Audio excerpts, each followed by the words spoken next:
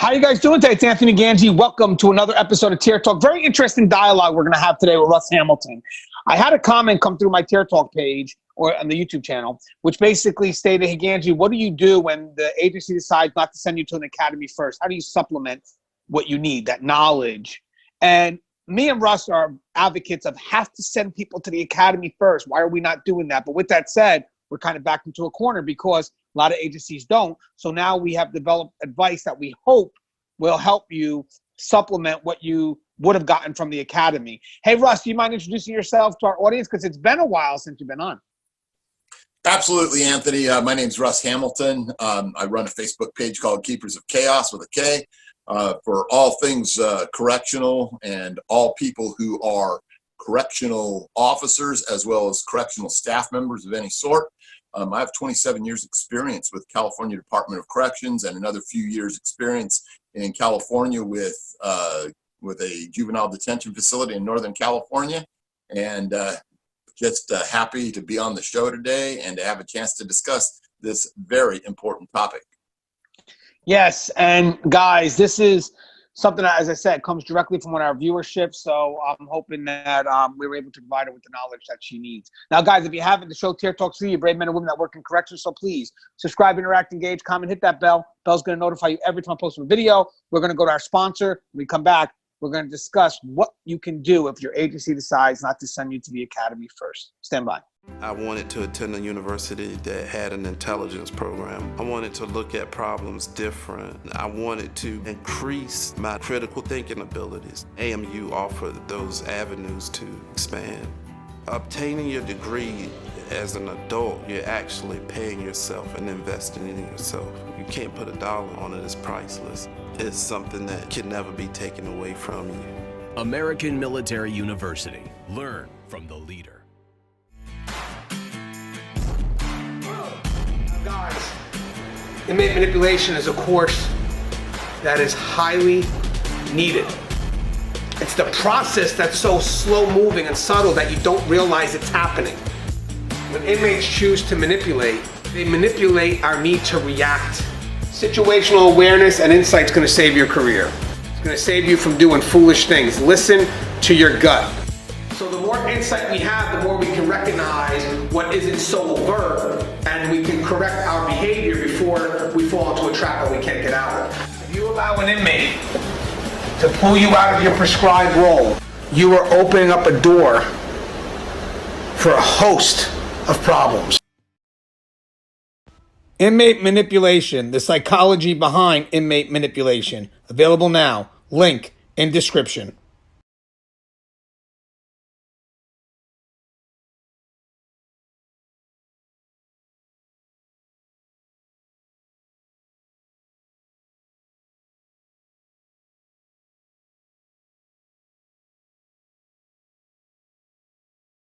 All right, guys, and we're back. First off, don't forget to check out our podcast. Me and Russ are co-hosts for the Tier Talk podcast, which can be found on Spotify, but definitely through the Law Enforcement Today network. And we've been covering everything from how to tour dorms to your first day on the job to specific job functions. And I don't know, Russ, I'm having fun doing it. Are you? Oh, yeah, it's been a blast, Anthony. And I think, it's a great way to increase our reach and to try and get more people involved and engaged in, talking about things that we need to talk about in corrections. Right now, Russ, what's your thoughts about agencies that decide that they're not going to send their people to an academy first? Needless to say, I am not a big fan of that approach. That's an approach generally that's born out of, trying to cut corners and save dollars. I don't think that it really has that effect in the end. When you get sent to an academy, right off the bat, you're getting this well-defined bit of curriculum that's designed to, really give you a basic foundation of the things you need to know. When you come into a situation where you're not given that, basically you're flying blind, right? And you don't even know what you don't know at that point. So, there's just some things that you have to take into account that you have to do as a stopgap measure to be able to, function effectively, safely, and, to keep your career intact. Because, it's easy to make a mistake out there that's going to hurt you in a lot of different ways. Right. So how me and Russ decide to address this topic is first we think of what the academy provides, and therefore when you don't go to the academy first, what you're missing. So one of the things I like to talk about is what motivates us to respond to an emergency, what motivates us to respond to things that normal people wouldn't respond to, which is our closeness to our peers. And that really is developed in the academy. There's an us versus them mentality with the instructors. They're aggressive. It's meant to be that way, and it forms a bond amongst the recruits. That becomes a real strong motivator for us to run into situations that we normally wouldn't run into, because it's like my family member being attacked, and it's not about the pay. It's about, that's my brother, he would do that for me, or that's my sister, she would do that for me. So when you don't go to the academy, you lose out on that very important motivator, that motivation that really makes you go into these areas of danger with just, I got to get to my people, I got to protect my brothers and sisters. So Russ, what's your thoughts on how you would complement that? That's it's kind of a difficult thing to address, when someone's going, cold into a facility where they probably don't know anyone. But I'm going to tell you, and I've given out this piece of advice literally thousands and thousands of times to different people who have asked similar questions about it. When you get to your facility, you want to locate and identify those guys and gals that are subject matter experts in a particular field. Just ask around. Someone will tell you. And the fields that I'm talking about are things like this: gangs, maybe firearms, report writing, use of force, searches, contraband interdiction, all of those things, right? And when you identify those individuals that are the subject matter experts in these particular little fields, you want to go in and pick their brains. You want to know what they have to say about it, and you want to become an expert yourself. That way, you can decrease the length of the arc that it's going to take you to go from, your numbskull, newbie full of, head full of mush, to a seasoned professional journeyman correctional officer. And that's what we want to see. And there's a lot to know. There's a lot to take in. There's, a long path ahead of you, but we want to shorten that path. Right. And also I want to add that when you're looking for that motivation, a lot of people that enter corrections, they don't really, it's not about the money. It's really about, this is something that they want to do. This is something that's in them. So you can connect with people that reflect that love for the profession. So basically, if I couldn't find that connection in the academy, it's okay, because I love this profession. I love what it's about. So I'm going to find that connection to the people that I feel hold this profession in a professional manner, people that have defined themselves by integrity, but also people that I know would have my back. Again, that motivation, that connection really matters, because if you don't feel that bond, then sometimes it could affect your ability to run to a code. Most of my motivation throughout my career has been that my connection with my peers. So in this case here, you're not going to have the environment to help you foster that connection. You yourself are going to have to find a way to foster that connection. So I think if you do it by your love for this profession and let that motivate you to connect with the people that define this profession in the way that you feel is noble and respectable, that should bring that bond. And like Russ is also mentioning, that mentorship. Connect with people that are willing to give you that information. You can be reliant on them because, again, they have experience. They're willing to share a story. And sometimes you build a very good relationship as a mentee to a mentor. And I think, again, you're just trying to make that connection because it wasn't provided to you through the academy. But to me, that's one of the most important things. You have to find a connection to the people you're around, because if you don't have that connection, you may limit the ability of your want to go to an emergent situation. To me, that connection's always been my main motivator. Now, Russ, when it comes to knowledge, the academy gives you a foundation, and that foundation helps you apply the knowledge that you're going to gain on the job. But with that said, without the academy, you're going to have to be able to create your own foundation. How would you go about doing that if you didn't have an academy first? Okay, so in in order to, augment, what you're missing out on by not having that academy, hopefully they're going to have some kind of training program for you. Hopefully it's going to be structured and not ad hoc or just cobbled together or non-existent, but a lot of them are. So what I think that you need to really pay specific attention to are, number one, your post orders. If you're going in there and you're filling a specific position, you need to know exactly what those post orders say and what's required of you. So, ask where those things are. I've heard some horror stories about, some guys going in there and they're not even told that there are post orders. So your post orders first. And then secondly, you want to know what the policies and procedures of your specific institution are. Seek those things out. It's probably going to be in a fat ass binder somewhere, right? And you're going to start wanting to read those. Those things are going to clue you into all the safety features that you need to take into account while you're carrying out your duties, okay? And, I can't stress that enough. Those policies and procedures are generally born of all of the screw-ups of the past.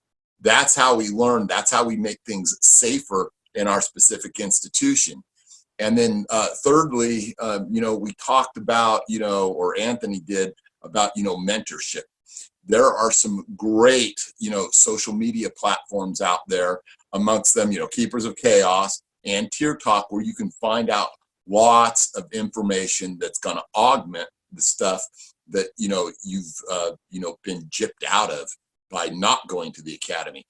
Tier Talk specifically, thousands of hours of video. I have a playlist on there. Anthony has, lots of stuff on there, especially about inmate manipulation. I have a lot of stuff on there on complacency. I have stuff on there about contraband interdiction and how to find cell phones and how to do a search. You know what? Avail yourself of that. Yeah, it's probably going to be on your own time, but if you want to stay safe, if you want to be effective, if you want to learn to be a real full size and weight correctional officer, this is what you have to do. You have to take the bull by the horns and really, figure out some of this stuff on your own. But you know what? Those social media platforms that have the mentorships, like Keepers of Chaos, for instance, we're going to help you out. Swing by, take a look. We're not going to do anything to steer you wrong. We're there to help. We're not there to just, hey, sink or swim. Too bad for you. That's the old way of corrections. We do things the new way there. Right. And one thing that I guess we're kind of summing up here is that the learning, first off, doesn't stop all because you completed the academy. You're going to learn every day. The only difference is now you don't have a foundation, which means that you're going to have to create one. And that's what we're telling you. You're going to create a foundation by communicating with those that have experience, maybe finding that mentor, doing some reading. Great books out there like Games Criminals Play by Bud Allen, Diane Boster, books by Gary Cornelius, Art of the Con. I mean, you're going to have to do some education on your own that should help you create a foundation. But don't forget, as you're going through on-the-job training, like Russ said, that sink or swim mentality, that's garbage. There should be a way where if you have questions about something, maybe a policy and how that applies specifically at that facility, you should have people around you that are willing to help you apply the knowledge you're getting, because that's the key. We could give you knowledge all day, but if you don't have a place to apply it, so the only thing is the academy gives you that foundation. It helps you apply it. So you're going to have to really search for that foundation. But if by chance you're not getting what you need by those that are training you, well, we have communities, Keepers of Chaos, Correctional Officer Brotherhood. There's social network communities that are out there, Facebook groups. And again, the Tier Talk YouTube channel, we have almost 700 videos. I mean, there's a lot of topics that we've explored above and beyond, even multiple times, just to try to give you that foundation for the knowledge you're getting. But I want you to know the academy, it's not an end all. It gives you the foundation. So all you have to do now is really be aggressive in finding out that foundation, because when you're on the job, you're going to be taking a lot of stuff in. My concern for people that haven't been to the academy first is that I'm taking all this stuff in, but I don't know really how to apply it. I don't have that base knowledge. So that's what you're looking for. You're looking for base knowledge. So you're going to have to find a way, as when you're on the job, is to kind of take that information in, hold it for a second, and then see how best to apply it. And again, look at the resources we just provided you. I didn't have those type of resources coming in, and neither did Russ. We created some of those resources. So I think that can help out totally in the long run. Hey, Russ, do you have any other closing thoughts? Yeah, I want to dovetail on just something that you said on there about, what the academy is and what the academy isn't. The academy does not finish you out for being a correctional officer. Neither does 27 or 30 years of experience. I learned stuff on my very last day. That's the way it is. That's the way you should approach it too. And if you think that, you're going to be finished out or you're going to know everything, you can never know enough. You can never know enough in a profession that can get you killed. So, make that extra effort. Be that guy that's always striving to make yourself better. And that's my 2 cents worth. I agree, Russ. I think that we can't become too dependent on the agency teaching us everything. I think we have to seek knowledge ourselves. I think we have to know what we need. I mean, look at Connie. She realized that agencies weren't providing what they needed. And Connie Eileen developed this civilian corrections academy. I mean, there's gaps in training. People are about budget, and we can't be about budget in this profession. So if we feel that there's a corner being cut, we need to go ahead and supplement that. So again, observe everything, ask questions, and don't just stop when the person gives you an answer. Ask again, ask again, ask again. Ask 20 whys if you need to. It's not about understanding things at a surface level. It's about understanding things at its root. At its root. That's the key to survive in this profession. It's not about just accepting every answer and moving forward. It's about understanding what that answer is about. And that requires another why, another why, and another why. But I think we provided some good advice here. I think ultimately the things you're missing would be that foundation and definitely that motivation, that connection with your peers. And again, to supplement that, you're going to have to take the initiative and you're going to have to find resources on your own. But I just gave you a few that were not available when we were there, and these should help you along the way. And then when you finally get to the academy, maybe there'll be stuff that you can offer that can help the academy evolve. You never know, guys. You never know when you wind up being that instructor and realizing, like, wow, the stuff that I'm actually teaching was a lot of the stuff that I found out on my own, stuff that wasn't provided to me. I had to go research it myself. As always, guys, the show is Tear Talk. If you haven't, please subscribe, interact, engage, comment, hit that bell. The bell's going to notify you every time I post up a video. Stay safe.